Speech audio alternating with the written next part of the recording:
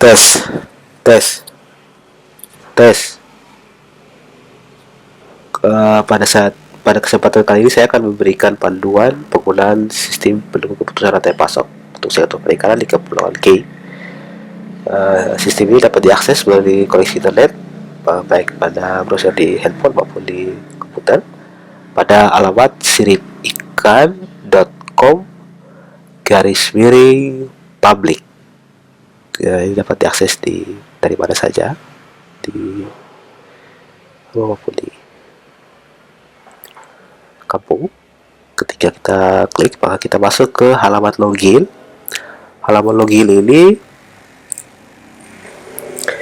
di mana username dan password dapat diperoleh melalui kami di program studi agronomis perikanan selama Ibu Kaul Janis Fanti Hasim dan Bapak Kuelem Azhar Mustelihut.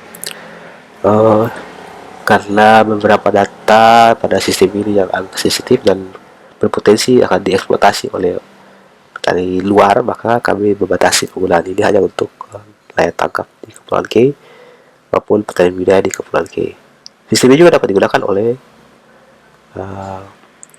petani-petanian maupun penjual-penjual ikan atau penjual-penjual pasar malam atau pengusaha-pengusaha mikro yang kecil untuk mengkalkulasi atau meningkatkan kemampuan manajerial mereka.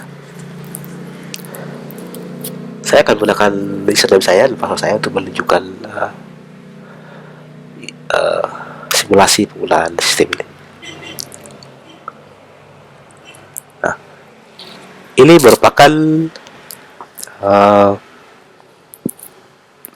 home atau dashboardnya dari sistem ini. Nah, di sini kita menyederhanakan tanpa mengurangi kegunaannya untuk menggunakan para nelayan tangkap untuk menggunakan sistem ini. Yang pertama itu proses gunanya adalah untuk meningkatkan kemampuan manajerial dari nelayan tangkap maupun petani budidaya dalam hal kalkulasi finansial, kalkulasi keuangan mereka. Nah, di fasilitas ini dapat digunakan oleh, seperti yang saya sudah singgung di awal, pertanian juga bisa, atau penjual pasar malam juga bisa sebenarnya. Nah, sehingga bisa bermanfaat bagi semua. Mudah-mudahan sistem ini. Nah, yang kedua, kami juga menawarkan peta atau pemetaan lokasi-lokasi sehingga dapat membantu para nelayan tangkap maupun petani budidaya dalam membuat keputusan mereka dalam menjalankan usaha mereka. Seperti demikian. Nah,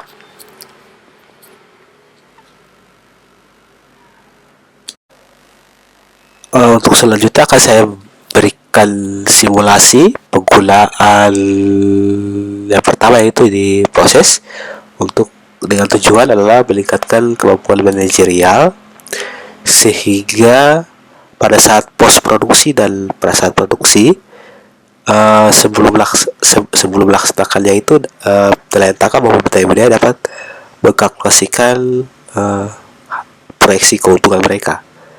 Ini penting karena dari hasil penelitian kami ini merupakan penyebab utama tidak konsistennya keuntungan dari nelayan tangkap dan petani budidaya di Kepulauan K. Untuk ini kita berklik penangkapan ikan. Setelah kita berklik penangkapan ikan, maka akan muncul tampilan seperti ini. Dan karena ini saya sudah coba duluan. Ini adalah data yang dihasilkan ketika kita sudah mengisi data di tampilan ini. Ketika kita berklik, ini adalah hasil perhitungannya. Itu kita dapat berklik tambah data. Kita dapat berklik tambah data di sini untuk bisa mengisi data di sini, untuk bisa mengkalkulasikan hasil perhitungan keuntungan kita atau kerugian kita mungkin. Sebelum para nelayan dan petani budidaya dapat mengevaluasi usaha mereka. Nah, di sini kita dapat mengisi lokasi di mana kita tinggal atau lokasi di mana kita akan menargetkan usaha kita. Contohnya tuh kita mau tangkap ikan di mana, kita juga bisa isi ini. Atau untuk lebih sederhana, untuk bisa memudahkan, kita isi aja sesuai dengan kondisi kita saat itu kita tinggal di mana. Karena Poltek tinggal di Kohoy Setehan atau Oe Lagur tapi di samping Kohoy Setehan, maka kita pilih contohnya kecamatan kecil, kita pilih Oe Setehan, dan lokasi penangkapan kita ya kita pilih di Setehan. Nah, ini masih belum kita ambil semua base datanya, kita akan mengisi base data berdasarkan hasil penelitian kami sebelumnya. Kami isi supaya bisa memudahkan para nelayan untuk mengisi. Ketika sudah diisi yang di atas, kita mengisi target penjualan atau iyalah target penjualan. Lah, di sini kita memberikan 3 kolom atau 3 ini karena dengan skenario bahwa kan tidak semua nelayan menangkap ikan dengan ukuran yang sama, dengan harga yang sama. Pasti ada kelompok-kelompok ikan yang harganya sama, kelompok ikan yang harganya berbeda. Nah, kami menyediakan ini supaya kiranya sesuai dengan kondisinya kenyataan. Maka contohnya tuh nelayan ini dia mendapatkan contohnya apa ya, 5 ekor ikan dengan harga sekian. Kalau menurut dia harganya sekian. Kemudian dia mendapatkan 2 ikan besar sekali dengan harga 500.000, ikan besar sekali, ikan merah, ikan besar. Kemudian dia dapat 10 ikan dengan harga yang sedang, dengan ukuran sedang, dengan harga 100.000. Nah, dari sini kita bisa mendapatkan keuntungan dari ini adalah sekitar harusnya itu sekitar 1.200.000 atau itu mungkin saya isi 1 juta ya, jadi 10 juta ya, 1.200.000 harusnya. Nah, 1.200.000. Nah, ketika kita mendapatkan nilai itu untuk target penjualan kita, maka yang harus kita hitung selanjutnya adalah biaya-biaya produksi, baik biaya variabel, biaya tetap, dan biaya pemesanan. Kami memberikan menjadi 3 adalah untuk meningkat atau membantu meningkatkan kemampuan manajerial khususnya dalam kalkulasi biaya produksi, karena banyak berdasarkan hasil penelitian kami ini merupakan kelemahan utama kenapa tidak meningkatnya kesejahteraan masyarakat pesisir, karena belum terlalu paham bagaimana mengkalkulasikan usaha mereka. Nah, kami berbagi masalah ini, masalah 3 ini, dan untuk selanjutnya kami akan memberikan pelatihan untuk meningkatkan pemahaman mereka tentang apa itu biaya variabel, biaya tetap, penerimaan, keuntungan, dan lainnya supaya dapat meningkatkan kemampuan. Nah, di sini kita isi pertama adalah biaya variabel. Biaya variabel itu biaya yang berubah-ubah pada saat kita trip, bisa banyak bisa sedikit. Nah, ini contohnya kalau kita trip di kita tangkapnya di Setean, maka kita isi pertama adalah es batu misalnya 10 es batu harganya sekian. Kita isi lagi contohnya tuh BBM. Semakin jauh kita tangkap pasti kan BBM semakin banyak. Nah, jadi kita bisa mengisi ini berdasarkan lokasi kita tangkap di atas tadi yang kita isi di atas itu. Soalnya kita butuh 10 liter. Kalau kita mau nambah lagi, kita bisa klik ya biru itu, plus biru ini, biar bisa menambahkan item-itemnya. Oke. Nah, sekarang kita mengisi input biaya tetapnya. Biaya tetap ini biaya yang pasti. Mau kita tangkap jauh atau dekat, lama atau cepat, itulah biaya yang pasti dikeluarkan. Nah, contohnya pasti adalah pemeliharaan mesin. Pasti kan, mau tangkap jauh atau dekat, pasti kita harus perbaiki mesin dong. Kali harganya mungkin untuk hari ini harganya segitulah, 100.000 misalnya. Beli oli atau apa. Kemudian pemeliharaan bodi perahu. Bodi perahu ini kan ya mungkin kita nambal atau kita apa ya, beli baut supaya kasih kuat apa gitu. Nah, mungkin harganya 200.000 totalnya toh. Nah, dari sini kita akan masuk ke atau misalnya kita tambah lagi kalau ada, contohnya listrik lah. Kalau misalnya kita punya freezer dengan ikan segini, kita butuh voucher 50.000 misalnya, satu voucher 50.000 PLN. Nah, kita bisa, atau kita beli BBM untuk mesin kita, mungkin juga bisa genset, bisa juga kita bisa isi di situ tergantung kebutuhan kita. Kemudian kita isi data pemasaran terkait dengan biaya-biaya yang dikeluarkan untuk menjual ikan. Nah, di sini kan bisa yang pertama kan pastikan tidak semua nelayan atau petani budaya yang punya kendaraan. Sehingga ya mungkin kalau yang di kayak kecil bisa sewa angkutan darat. Dan kalau untuk kayak besar kan bisa sewa angkutan laut. Nah, jadi bisa diisi lah ini. Gitu, seberapa lah. Sekian. Kemudian kita bisa tambahkan lagi contohnya tuh kita beli tas plastik misalnya. Kita beli tas plastik. Misalnya dikasih segini kita butuh tas plastik untuk isi ikan. Contohnya 10 wheel lah, 10 pak gitu lah, 10 apa gitu lah.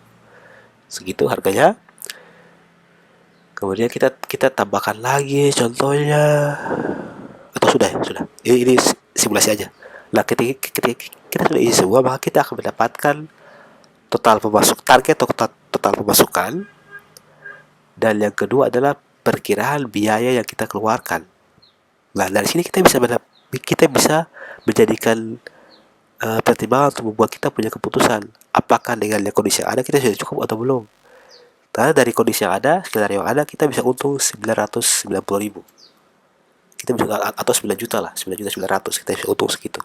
Nah, tapi kira-kira kalau misalnya pada kondisi di mana biaya tetapnya meningkat, misalnya contohnya tuh karena mesinnya rusak, maka kita harus ganti baling-baling, atau kita ganti dia punya besi panjang itu yang dari mesin ke baling-baling, atau kita ganti dia punya tangki misalnya, sehingga harga-harganya tuh jadi total biaya semakin meningkat, sehingga biaya lebih tinggi dibandingkan biaya lebih tinggi dibandingkan penerimaan.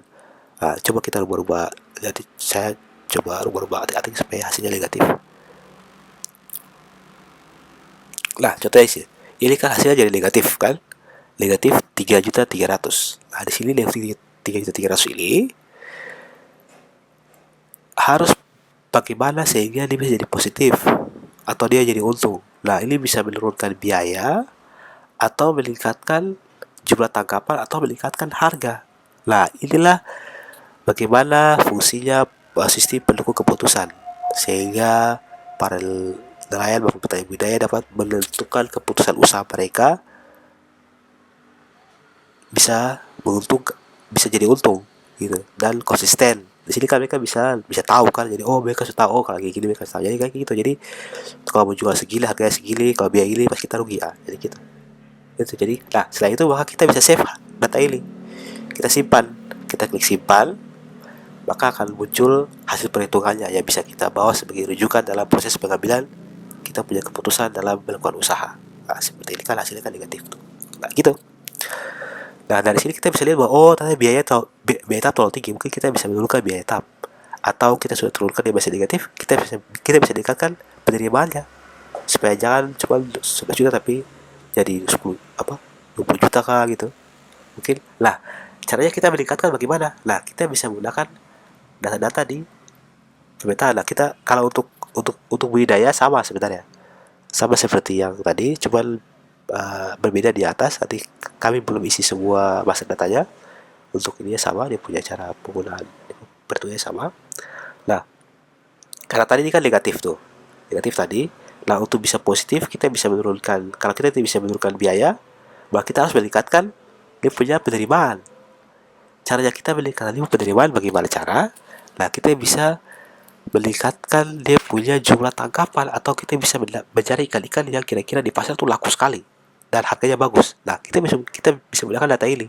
Nah, di sini kita lihat, oh kalau saya tinggal di Setarik, saya bisa ke bagian atas itu, bagian dari Tual sana, Dula sana, atau saya putar ke Pulau 10, atau di daerah-daerah bagian Tetoat, bagian ada situasi debut ini, supaya ada ikan-ikan di situ. Yang merah nih artinya banyak sekali nelayan di Kepulauan K kumpul di situ. Yang warna merah itu, kalau kalau kuning itu kurang, hijau itu kurang sekali. Nah, kalau mau lebih tepat lagi, kita bisa lihat di sini. Ini adalah sebaran potensi ikan. Ini hasil penelitian kami, dan inilah yang saya bilang tadi sensitif dan tidak bisa saya bagi ke semua orang, karena takutnya kalau misalnya orang luar dapat, mereka bisa eksploitasi di daerah atas sana, di daerah Badeli atau daerah Oi Raut di atas sana, daerah atas bisa beroperasi, atau bisa dibawa di daerah tadi berarti di bawah sini. Nah, di sini kan ketika buat dapat ikan banyak, bisa ke sini aja kita dari orang-orang kuling ini supaya ada hasil ikan. Jadi oke, kalau supaya tahu kalau mau tangkap ikan, tangkap ke situ saya supaya ikan banyak. Nah, ini kalau yang ini khusus untuk eh, para supplier ikan. Jadi kayak papa lele bisa mencari ikan-ikan di desa-desa ini, atau juga bisa juga memudahkan para nelayan untuk mudah untuk diakses oleh para papa lele atau para distributor, para supplier, sehingga harga yang diperoleh juga jangan terlalu kecil. Nah gitu, jadi kan karena terpaksa kayak mereka jual saja ke orang, akhirnya tahapannya terlalu panjang untuk sampai ke tangan konsumen, lewat 5 orang misalnya, karena nelayan jual ke orang di kampung sendiri, orang di kampung jual ke orang di kampung sebelah, orang kampung sebelah jual ke Elat, orang Elat jual ke orang setelan jual ke pasar. Jadi jauh. Kalau sini kan oke lah, disebut oh ikan sini ada ya, bisa langsung supaya masing-masing dapat harga yang bagus gitu. Jadi itulah tujuannya supaya kita bisa belajar rantai pasok. Jadi dari post produksi sampai ke produksi sampai pre produksi bisa uh, lancar dan tercapai lah. Kami juga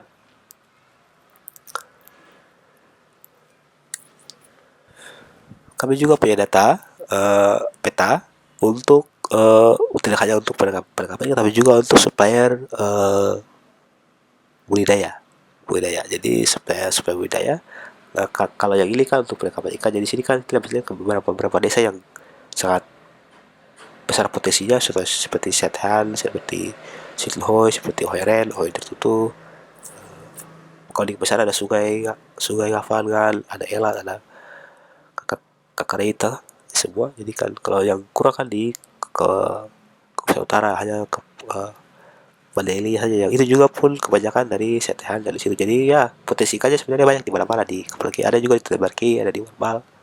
Nah, untuk untuk budidaya juga kita punya dana seperti yang itu, yang tujuannya untuk misalnya contohnya tuh penjual-penjual atau pembeli-pembeli rumput laut bisa menggunakan data ini untuk mencari apa supply rumput laut. Jadi kayak contohnya tuh di Tali Berki, di Warbal, atau di Sethead, di daerah-daerah kayak Letuan, itu kan bisa gila. Ini jadi kedua data yang tadi, semua data di ini akan kami update periodik sesuai dengan data yang kami peroleh, baik dari hasil penelitian kami maupun data dari pemerintah daerah, sehingga bisa dimanfaatkan dengan baik. Untuk yang kelima, kami juga punya data ini lebih ke arah ke lingkungan keberlanjutan sumber daya lingkungan laut. Nah di sini sebenarnya dari data ini kami bisa dilihat bahwa yang warna biru itu yang petani penempatan wilayah lautnya kurang atau masih belum ini. Kalau yang krem-krem itu masih normal, tapi kalau yang merah ini sudah kebanyakan orang situ, baik orang luar yang dari luar daerah maupun orang dari luar negeri maupun dari dalam sendiri, kebanyakan kumpul di daerah-daerah warna merah ini. Nah itu kalau lama-lama sampai masa depan akan merusak kita punya sumber daya laut. Bah kita bisa bagi-bagi lah, karena tadi kan kita lihat yang PT Warna Kuning itu kan di bagian Badiri sana kan, dan oil raus kan banyak ikan. Jadi kita bisa ke situ supaya kan pas dengan kondisi lingkungan toh, supaya kita bisa menjaga kita punya lingkungan sehingga bisa berlanjut lah. Nah kira-kira demikian, uh, sampai di sini saja ini panduannya. Nanti untuk akses, sekali lagi untuk akses penggunaan sistem ini, untuk akses penggunaan sistem ini dapat menghubungi kami di Politeknik Perikanan Virtual di program studi Agronomis Perikanan, atau juga lewat email ini yang ada di sini, atau juga bisa lewat kami ke kampus. Nanti pihak kampus akan menghubungi kami lewat nomor HP kami, nanti kami berikan, akan kami wawancara dulu supaya tidak salah kami kasih.